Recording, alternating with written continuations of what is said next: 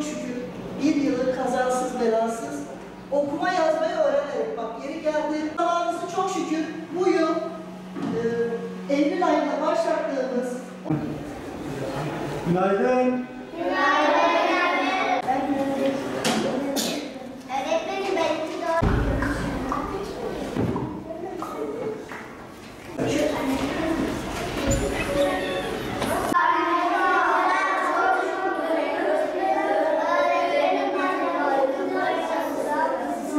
Karnıma 2. sınıf oldum. Karnımı aldığım çok mutluyum. Öğretmenimi ve okulumu çok seviyorum. Artık 2. sınıfa geçtim. Bayram az kaldı. Karnemi aldım. 2. sınıf oldum, mutluyum. Öğretmenimi ve arkadaşlarımı seviyorum.